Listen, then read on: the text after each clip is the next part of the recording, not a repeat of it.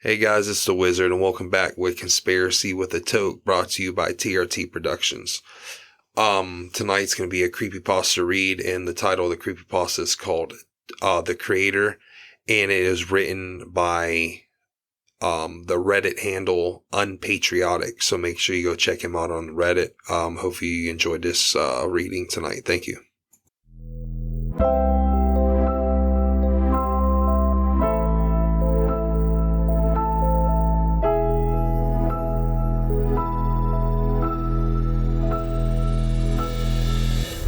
Being a programmer, one of my dreams has always been to create an original video game, something that nobody in the industry has done before.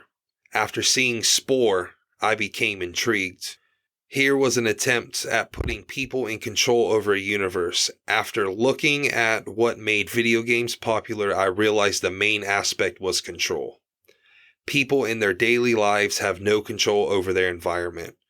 They have told what to do, where to go, how to live. Their jobs consist of standing or sitting somewhere until it's 5 p.m. They're allowed to head back home. It's no mystery they're unhappy. For many people, video games are an escape to a world where they are in control or live exactly fake lives filled with adventure.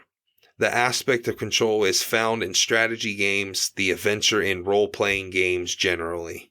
I looked at games like The Sims and noticed what made them so popular is not just the illusion of control, but the degree of control. You have complete control over people's lives. Before The Sims, there was Sim Earth, a game in which you do not control individual people, but an entire Earth. I came to the conclusion that I had to develop a game similar to Spore in which the player guides evolution. What caused Spore to be such a failure is the lack of realistic control people had. It hardly resembled evolution. To do this, I began by generating a physics system. I know little of physics, but decided to study it and try to create a simplified version in which certain particles can interact in specific manners. When it comes down to it, physics is simply complex mathematics.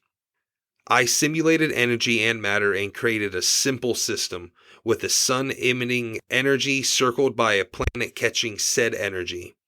I decided to create simple basic cells from scratch that were hard-coded, so to speak, in a system I was designing.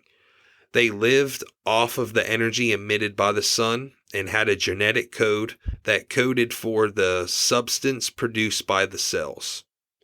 My world within a few minutes would always fill with these cells, after which they would mutate, and the most effective cell in converting energy from the sun into useful substance for division would survive. It was very boring, but it worked, I guess. I decided to expand the physics system and force the cells to create waste products that were toxic and would kill them. I noticed that the cells responded to this by producing less waste. Others responded by producing something to emit the waste, yet others developed chemicals to clean up the waste products. However, I noticed something fascinating. Running the simulation for a few centuries, a few minutes in real life, created cells that made massive amounts of specific waste products on purpose. I noticed that other cells died as a result of this, to which the other cells responded by usurping the building blocks they had created from energy. The first predators were born.